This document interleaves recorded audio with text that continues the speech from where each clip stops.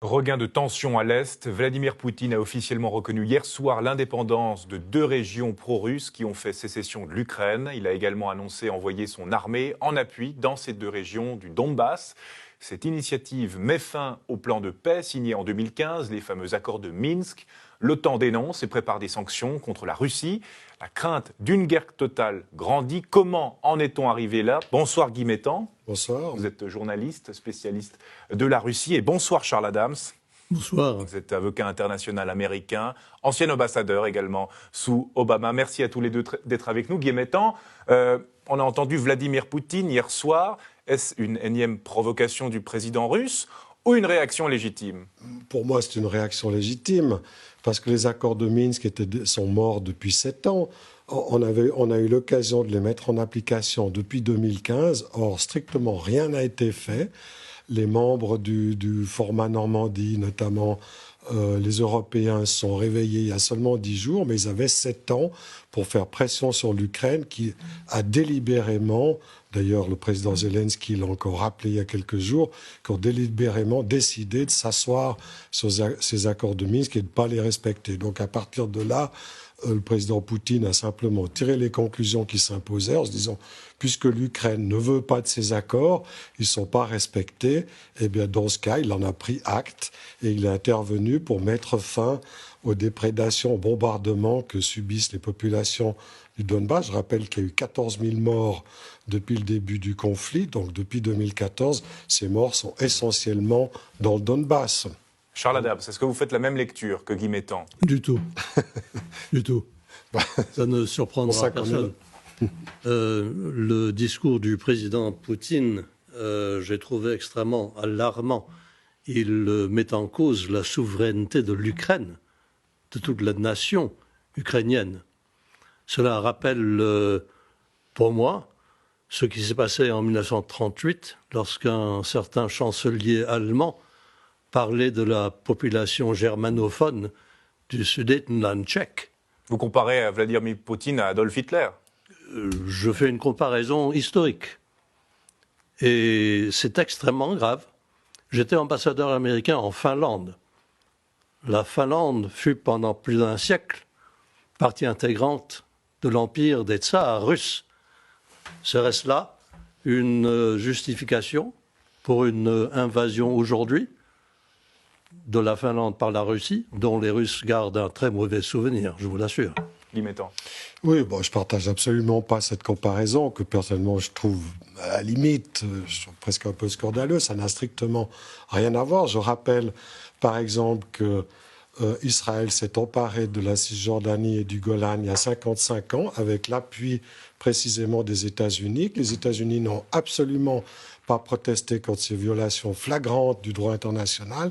Il y a une dizaine de résolutions des Nations Unies qui condamnent cette annexion. Ça continue depuis 55 ans. Je n'ai pas entendu à Washington des protestations contre ça. Même chose au Kosovo. On a fait une guerre, on a bombardé pendant 78 jours un pays européen qui s'appelle la Serbie. Il y a eu des dizaines de morts. Ce sont les États-Unis qui ont mené ce combat. On a fait une sécession du Kosovo. C'est exactement ce qui s'est passé, ce qui se passe maintenant dans le Donbass.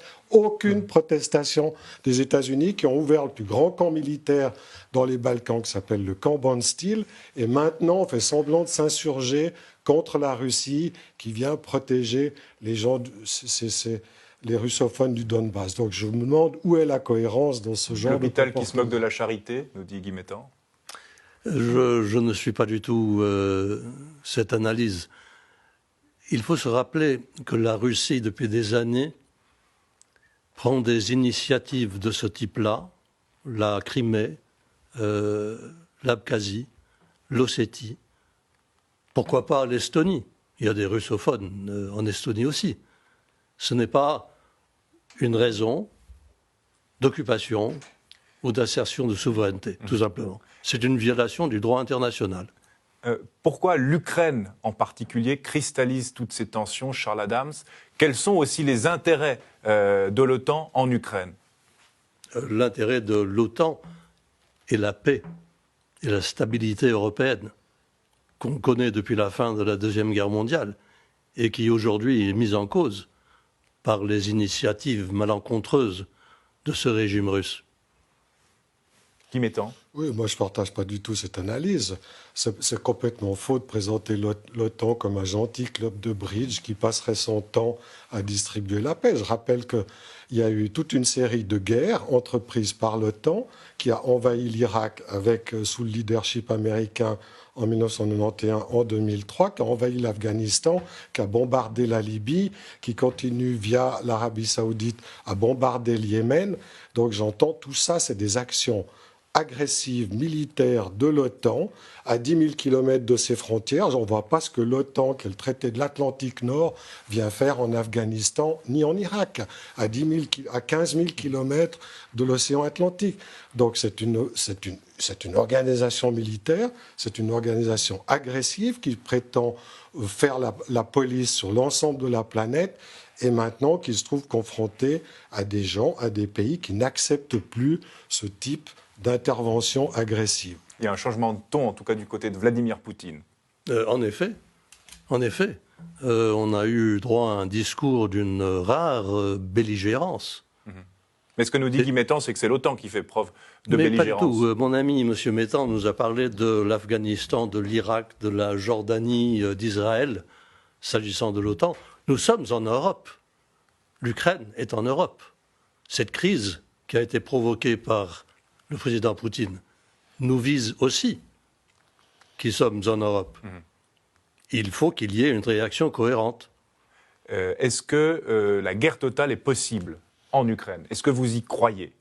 Personnellement, non. Je crois qu'on assiste à une répétition de ce qui s'est passé en Crimée il y a quelques années. Je partage tout à fait cet avis. Personnellement, je n'ai jamais pensé qu'il y aurait une guerre ni une invasion russe, contrairement à toute la propagande qu'on a pu entendre ces dernières semaines, et je ne pense pas qu'il y en aura. Je pense qu'effectivement, ce n'est pas dans l'intérêt de la Russie, ni d'ailleurs dans l'intérêt de personne, à ce qu'il y ait un conflit généralisé au centre de l'Europe. Et ça, je suis personnellement convaincu que ce ne sera pas le cas, en tout cas, effectivement. Et là, je peux partager l'avis de M. Adams. Nous sommes d'accord là-dessus. Sanctions internationales préparées contre la Russie. La Suisse devrait suivre. Qu'est-ce qu'elles vous inspirent, ces sanctions internationales, Charles Adams ? Elles sont nécessaires, elles sont justifiées. Il faut qu'il y ait une réaction à ce qui est une violation caractérisée du droit international. Qu'il s'agisse de Donetsk et de Luhansk ou de l'Ukraine tout entière, c'est illégal, il faut réagir. Guy Mettan ? Oui, personnellement, ce que je constate, c'est que la diplomatie, malheureusement, des États-Unis depuis quelques années et celle de l'Europe ne sait plus rien faire d'autre que de faire des sanctions. N'a plus aucune capacité de négociation. Le seul discours qu'ils entendent, c'est sanctions, sanctions, sanctions. Pour moi, ce n'est pas comme ça qu'on fait de la diplomatie. Donc, je les regrette. À part ça, il faut quand même dire que ces sanctions ont rendu un très grand service à la Russie. Depuis qu'elles sont appliquées en 2014, l'économie russe a fait un bond en avant. Elle a conforté, non seulement elle était résiliente, mais en plus elle a conforté ses positions, notamment en matière d'Internet, dans toutes sortes de domaines économiques. C'est devenu la première puissance exportatrice de blé dans le monde. Ça, c'est grâce aux sanctions. Donc, on peut continuer à sanctionner. Je pense que les effets de ces sanctions ne sont pas du tout ceux auxquels on peut s'attendre et ça ne va que contribuer à renforcer l'économie russe qui s'est beaucoup diversifiée. Mieux vaut des sanctions qu'une riposte militaire. Ça, c'est vrai. Oui. Et les sanctions auront pour effet d'encourager la Russie, on l'espère, à respecter davantage les normes internationales et le droit international. Mais on a l'impression que ces sanctions ne mènent pas à grand-chose en termes de résultats. Pour l'instant, non. Raison de plus pour les appliquer avec davantage de zèle. Une chose qu'on ne comprend pas bien aussi, pourquoi les négociations, toutes ces discussions qui ont été amorcées entre les différentes nations aboutissent à rien. On avait le sommet de Genève en juin dernier. On voit aujourd'hui le résultat. Il y a un échec diplomatique au sens large. Parce que, ma foi, il y a une partie à ces discussions qui manifestement a des velléités d'expansion de sa souveraineté sur ses voisins. Guy Mettan? Je ne partage pas cet avis, parce que ce qui se passe, c'est que depuis 15 ans, la première fois que le président Poutine a manifesté, disons, son mécontentement et ses préoccupations pour la sécurité de son pays, ça a été à la conférence sur la sécurité de Munich en 2007. Ça fait exactement 15 ans.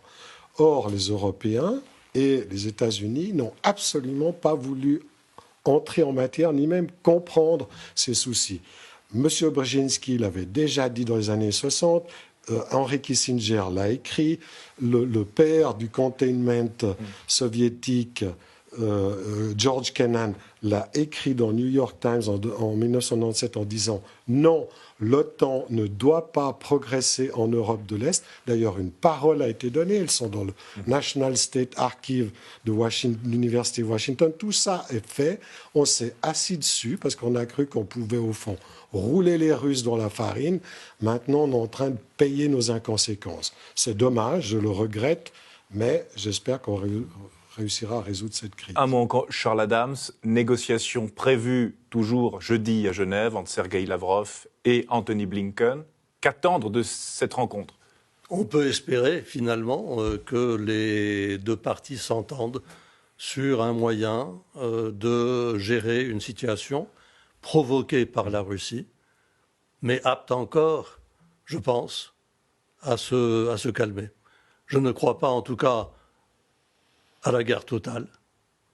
Je crois à la possibilité d'un arrangement qui, pour les Russes, leur donne un certain confort quant à la présence de l'OTAN et ses capacités à s'étendre davantage vers l'Est. Merci beaucoup Charles Adams et merci beaucoup Guy Mettan d'avoir été avec nous.